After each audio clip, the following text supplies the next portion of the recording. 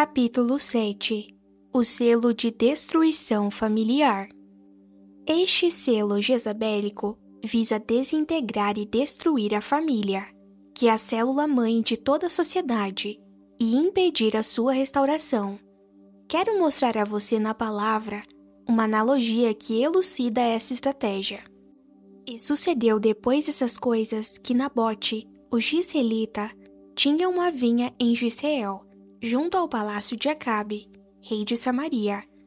Então Acabe falou a Nabote, dizendo: Dá-me a tua vinha, para que me sirva de horta, pois esta vizinha ao lado da minha casa, e te darei por ela outra vinha melhor, ou se for do teu agrado, dar-te-ei o seu valor em dinheiro.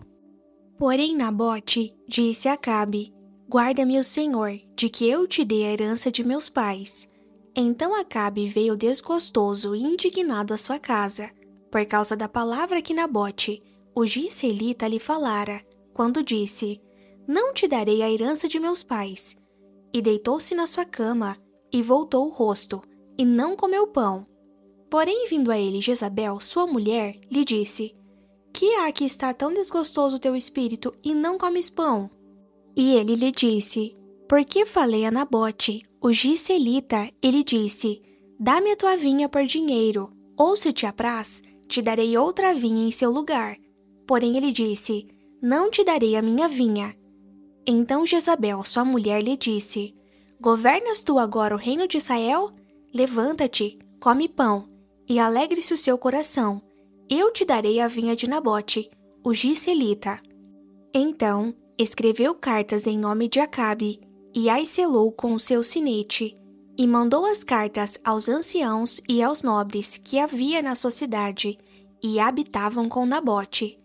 E escreveu nas cartas dizendo: Apregoai um jejum, e ponde Nabote diante do povo, e ponde defronte dele 2 filhos de Belial, que testemunhem contra ele, dizendo: Blasfemaste contra Deus e contra o rei, e trazei-o fora, e apedrejai-o para que morra. E os homens da sua cidade, os anciãos e os nobres que habitavam na sua cidade, fizeram como Jezabel lhes ordenara, conforme estava escrito nas cartas que lhes mandara. Apregoaram jejum, e puseram a Nabote diante do povo. Então vieram 2 homens, filhos de Belial, e puseram-se defronte dele. E os homens, filhos de Belial, testemunharam contra ele, contra Nabote, perante o povo, dizendo: Nabote blasfemou contra Deus e contra o rei. E levaram para fora da cidade, e o apedrejaram e morreu. Então mandaram dizer a Jezabel: Nabote foi apedrejado e morreu. E sucedeu que, ouvindo Jezabel, que já fora apedrejado Nabote e morrera, disse a Acabe: Levanta-te e possui a vinha de Nabote, o gisraelita, a qual te recusou dar por dinheiro, porque Nabote não vive, mas é morto. E sucedeu que, ouvindo Acabe que Nabote já era morto, levantou-se para descer para a vinha de Nabote, o gisraelita, para tomar posse dela. 1 Reis 21, dos versículos 1 ao 16. Para termos um contexto de toda a história que se desenvolve nessa passagem, é necessário abordarmos alguns personagens além de Jezabel. Começaremos falando de Nabote, um homem devoto, judeu, que vivia em Jezreel. Era um homem justo, correto, genuíno e trabalhador. Nabote possuía uma vinha, o que nos revela que era um homem que produzia fruto. Seu nome em hebraico, Nabote, literalmente significa fruto. Esse homem frutífero amava a Deus e a sua família, assim como a pequena vinha que possuía, perto do glorioso palácio de verão do perverso rei Acabe. A vinha tipifica a família e a herança. Podemos evidenciar isso em Salmos 128, versículo 3. A tua mulher será como videira frutífera, aos lados da tua casa.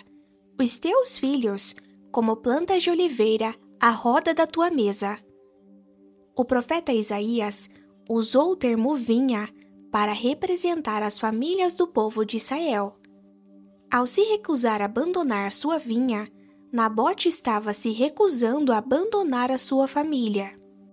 Em escavações realizadas no Palácio de Acabe, foram encontrados 75 cacos de argila com inscrições que lembram a vinha de Nabote, semelhante às dos moabitas, onde se lê bilhetes e recibos do dia a dia.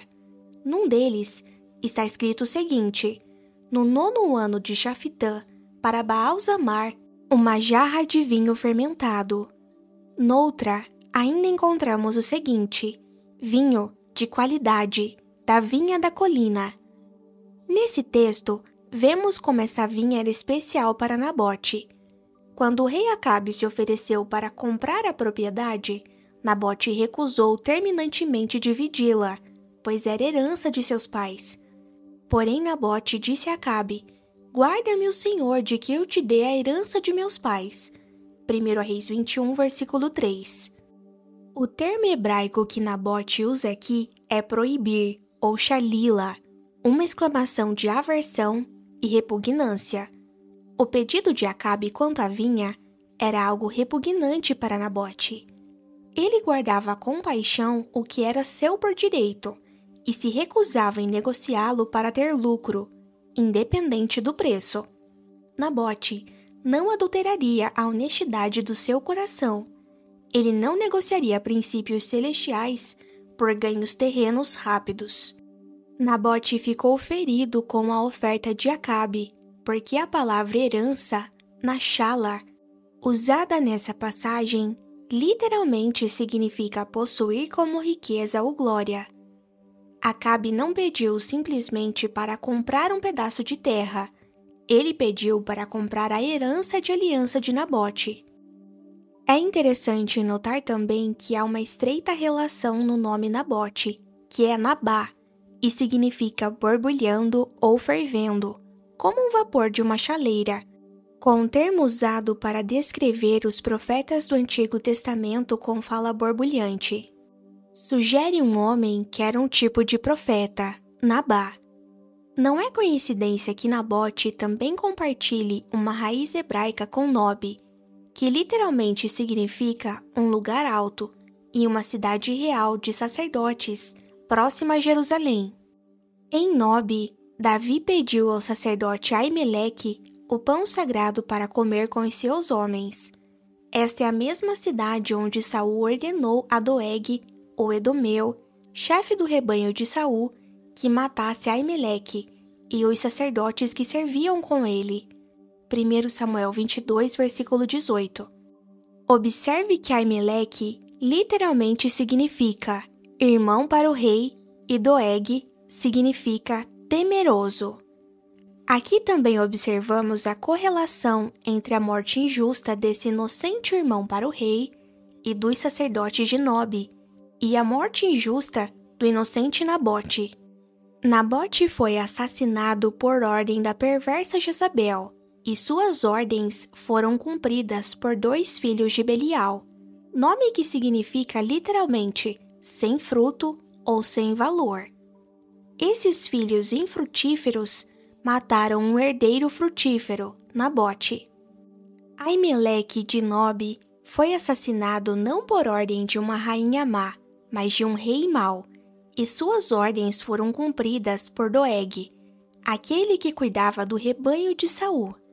Ou seja, aconteceu exatamente o mesmo. Os filhos infrutíferos assassinaram um herdeiro frutífero, entre parênteses, Nabote. Devemos notar também outra etimologia hebraica significativa no lugar de origem de Nabote. As escrituras se referem a ele como Nabote, o Gesselita, 1 Reis 21, versículo 1. Jezreel literalmente significa Deus semeia. Nabote foi assassinado porque detestava o que era mal e procurava fazer o bem, desejando obedecer aos mandamentos de Deus. Na verdade, ele tornou-se uma semente semeada para a retidão, por causa da herança, entre parênteses, sua vinha. Nabote simboliza uma figura, um tipo e sombra dos profetas dos últimos dias, que não abandonarão a sua herança dada por Deus e que, por causa disso, serão perseguidos pelo governo religioso e controlador de Jezabel. Proteger a herança da vinha de Nabote custou-lhe a própria vida. A herança da aliança deve ser honrada a qualquer custo. As Escrituras revelam que Satanás vem para matar, roubar e destruir. João 10:10.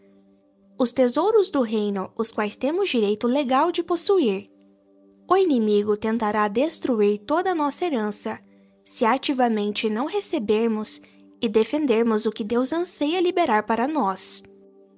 O segundo personagem importante a considerar no acontecimento com a vinha de Nabote é Acabe, e seu papel antagônico na operação do selo jezabélico de ódio e destruição familiar. Acabe é a figura do típico padrão manuseado pela Rainha dos Céus, esposo e filho ao mesmo tempo. Aproveitaremos esse capítulo para falar sobre ele, já que sem dúvida foi o pior dos reis de Israel. Embora o rei Acabe comandasse a riqueza e o exército de sua nação, lhe faltava total controle sobre suas próprias luxúrias e apetites. O profeta Isaías estava certo ao declarar: porque a cama será tão curta que ninguém se poderá estender nela, e o cobertor tão estreito que ninguém se poderá cobrir com ele. Isaías 28, versículo 20. Acabe certamente não podia esconder os seus pecados. Seus mantos ricos serviam muito pouco para encobrir seu coração perturbado e mau. Quando a retidão governa uma nação, as Escrituras nos fazem lembrar que a paz e a prosperidade reinam. Quando o mal reina, no entanto, a nação é como um mar agitado, dando voltas. Os súditos do rei Acabe o consideravam um déspota egoísta, mau, a maldição do seu país.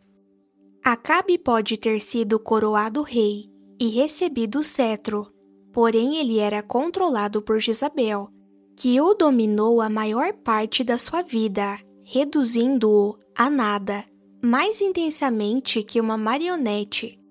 Ele era apenas um instrumento nas mãos dela, o que nos mostra a manifestação desse selo através de uma inversão nos papéis de autoridade no lar. Em 1 Reis 21, dos versículos 25 ao 26, Acabe é descrito como sendo instigado por Jezabel a agir de maneira abominável. Porém, ninguém fora como Acabe, que se vendera para fazer o que era mal aos olhos do Senhor, porque Jezabel, sua mulher, o incitava, e fez grandes abominações, seguindo os ídolos, conforme a tudo o que fizeram os amorreus, os quais o Senhor lançou fora da sua possessão, de diante dos filhos de Israel. Em 1 Reis 16, versículos 33, lemos que Acabe provocou ao Senhor com seus atos, mais do que qualquer rei que reinou antes dele. Também Acabe fez um ídolo, de modo que Acabe fez muito mais para irritar ao Senhor, Deus de Israel, do que todos os reis de Israel que foram antes dele. A raiz hebraica para provocou é um verbo extremamente forte. Significa desprezar, condenar e rejeitar com desprezo e escárnio. Sugere que Acabe rejeitou a Deus de forma ativa. Ele não somente provocou a ira de Deus, mas desprezou a Deus, virou as costas para ele com puro desprezo. Erigiu um poste ídolo, uma escultura de Azera, uma deusa cananeia e esposa do deus da guerra, simbolizado por um tronco de uma árvore. Essa era a maldade do rei Acabe, o mesmo Acabe que pediu para comprar a herança de Nabote. Acabe não queria o trabalho de construir seu próprio tesouro geracional. Ele queria ver o jardim florescer sem ter a necessidade de cavar. Ele exigiu o fruto do trabalho de outro. Esse é o espírito de Acabe. Acabe se banqueteava com as comidas mais finas e bebia o melhor vinho que o mundo podia oferecer, e tinha um séquito de servos para cada capricho. Ao se reclinar na mesa do seu banquete, ele tinha uma alma faminta. Morava em lugares extravagantes, luxuosos por dentro e por fora, Contudo, se atormentava com a sua ganância e luxúria por uma pequena faixa de terra, a vinha de Nabote. A recusa firme e rápida de Nabote perturbou os desejos e planos de Acabe. Decepcionado e desesperançado, o rei volta para casa. Então Acabe veio desgostoso e indignado à sua casa, por causa da palavra que Nabote, o gizelita, lhe falara quando lhe disse: Não te darei a herança de meus pais.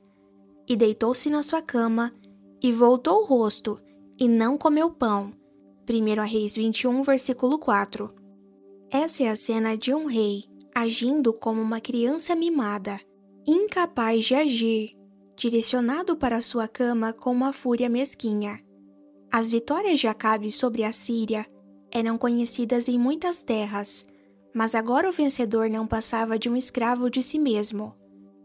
Os servos lhe trouxeram refeições, mas ele não comeu pão. Seu espírito estava aprisionado, envolvido em autopiedade.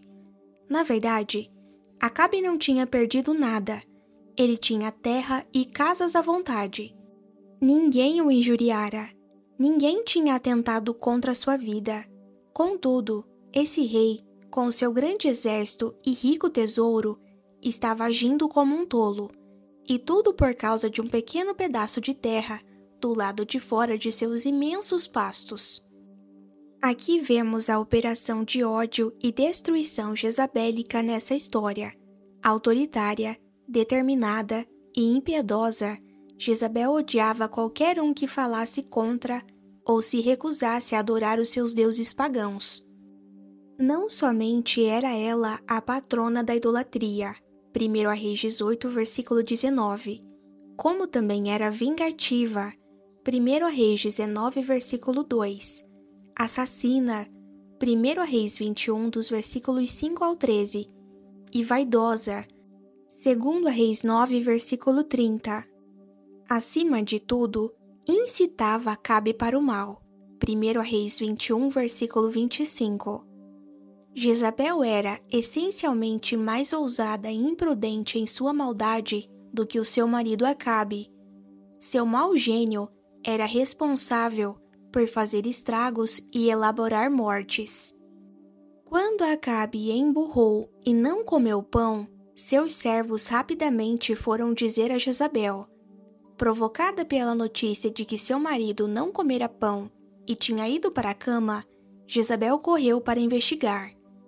Encontrou Acabe embirrado, com o rosto virado para a parede, olhos vermelhos e coração em rebelião. Com uma voz de solicitação gentil, Jezabel buscou o motivo da ira de seu marido. Porém, vindo a ele Jezabel, sua mulher, lhe disse: Que há que está tão desgostoso teu espírito, e não comes pão?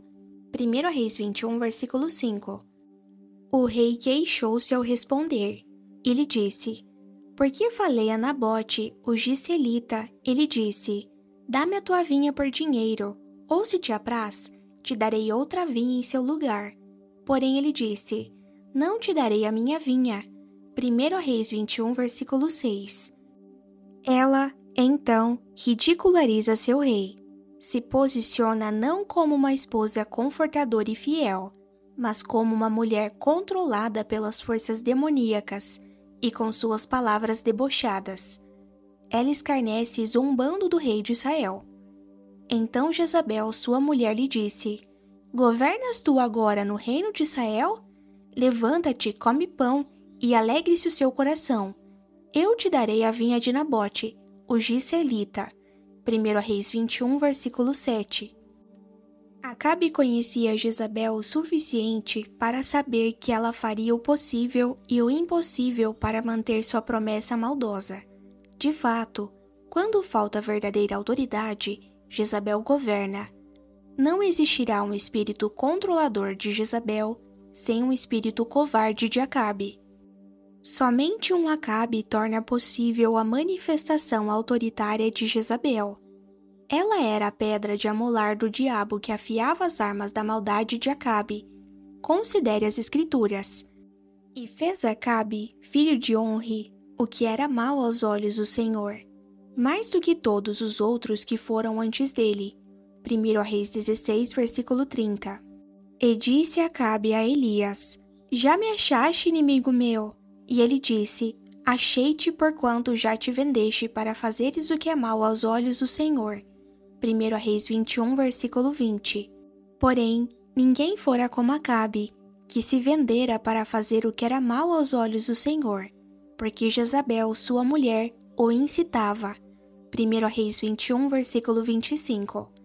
Jezabel escreveu cartas aos anciãos de Jezreel, nas quais fez uma declaração sutil, porém definitiva, de que um pecado terrível tinha sido cometido na cidade deles.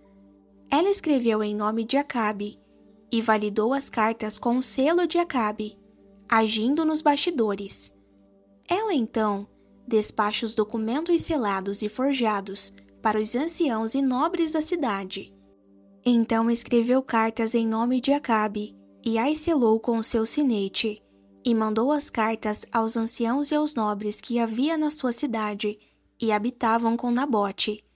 E escreveu nas cartas dizendo: Apregoai um jejum, e ponde Nabote diante do povo, e ponde defronte dele 2 filhos de Belial, que testemunhem contra ele, dizendo: Blasfemaste contra Deus e contra o rei, e trazei-o para fora, e apedrejai-o para que morra. 1 Reis 21, dos versículos 8 ao 10. Essas cartas foram uma horrenda zombaria à verdadeira religião. Se Jezabel pudesse fazer Nabote ser condenado por blasfemar da lei divina, então, por lei, a propriedade do blasfemador iria para a coroa. As cartas não apenas garantiram a terra, mas também eram uma garantia literal de morte para o inocente Nabote, selada com o anel do rei. Então escreveu cartas em nome de Acabe, e as selou com o seu sinete, e mandou as cartas aos anciãos e aos nobres que havia na sua cidade e habitavam com Nabote. 1 Reis 21, versículo 8. Apregoar um jejum, segundo a tradição, significava que a comunidade estava debaixo da ira de Deus por causa de um crime grave cometido por um dos seus membros, um crime a ser exposto e punido. O jejum também parava o trabalho, a fim de que os cidadãos tivessem tempo para participar das reuniões públicas. Quando Jezabel ordena que os anciãos ponham Nabote sentado num lugar de destaque, versículo 9, ela se refere ao destaque do banco dos céus da justiça, não no assento de honra. Lugar de destaque descrevia o assento do acusado. Nabote foi, então, colocado onde todos os olhos pudessem assisti-lo de perto e observar fixamente seu comportamento debaixo da acusação. Jezabel estava, na verdade, quebrando a lei, ao produzir a morte de Nabote de maneira legal. A lei exigia 2 testemunhas, em todos os casos em que a punição fosse a morte. Por boca de 2 testemunhas ou 3 testemunhas, será morto o que houver de morrer. Por boca de uma só testemunha não morrerá. Deuteronômio 17, versículo 6. As testemunhas exigidas por Jezabel eram homens sem caráter, que receberiam subornos e jurariam diante de qualquer mentira por dinheiro. E ponde defronte dele 2 filhos de Belial, que testemunhem contra ele, dizendo: Blasfemaste contra Deus e contra o rei, e trazei-o para fora e apedrejai-o para que morra. 1 Reis 21, versículo 10. Em outras palavras, os 2 homens, filhos de Belial, deveriam matar Nabote para se livrar dele através de homicídio judicial, e não assassinato privado. Um criminoso não deveria ser executado dentro da cidade, porque isso a tornaria profana. Obviamente, Jezabel se fiava no fato de que Nabote seria condenado. No cenário histórico, enquanto Nabote trabalhava em sua vinha, as cartas chegaram a Jezreel. Numa noite, enquanto Nabote conversava na porta da sua casa com os seus filhos e vizinhos, a mensagem foi entregue aos anciãos da cidade. Nabote ouve que foi proclamado um jejum, proclamado porque Deus tinha sido ofendido por algum crime, e sua ira deveria ser apaziguada. E ele mesmo, sem ter conhecimento algum de qualquer ofensa contra Deus ou o rei, estava para ser colocado no lugar do acusado, classificado como um criminoso, num lugar de destaque entre o povo. Os governantes de Jezreel, temendo ofender aquela cujo desejo era vingança, executaram suas instruções ao pé da letra. Então vieram 2 homens, filhos de Belial, e puseram-se defronte dele. E os homens, filhos de Belial, testemunharam contra ele, contra Nabote, perante o povo, dizendo: Nabote blasfemou contra Deus e contra o rei. E o levaram para fora da cidade, e o apedrejaram e morreu. 1 Reis 21, versículo 13. Essa passagem nos revela a operação espiritual conjunta entre Jezabel e um principado das trevas chamado Belial, e nos mostra também as ações dos filhos de Belial, pessoas sem a verdadeira honestidade de caráter ou infrutífera. Como é fácil ao perverso jogar pedras no honesto. De repente, mãos perversas agarram Nabote, arrastam-no da sua casa entre a multidão de espectadores, para um lugar fora dos muros da cidade, e surram seu corpo com pedras. Seu corpo maltratado, por fim, se aquieta.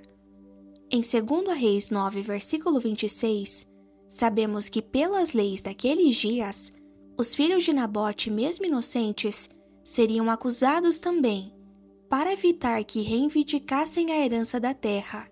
Eles também seriam mortos. Por certo, vi ontem à tarde o sangue de Nabote e o sangue de seus filhos, diz o Senhor. E nesse mesmo campo te retribuirei, diz o Senhor. Agora, pois, toma-o e lança-o neste campo, conforme a palavra do Senhor. A terra da aliança deixada sem seus herdeiros legítimos era revertida para os políticos corruptos e poderes religiosos. Por conseguinte, Nabote caiu, não pela mão do rei, ou pelo que aparentava estar ocorrendo, mas pela condenação de seus companheiros cidadãos.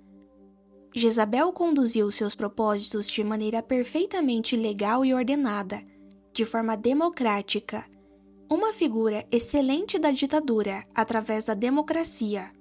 Os cidadãos de Jezreel deixaram os corpos de Nabote e seus filhos para serem devorados pelos animais selvagens.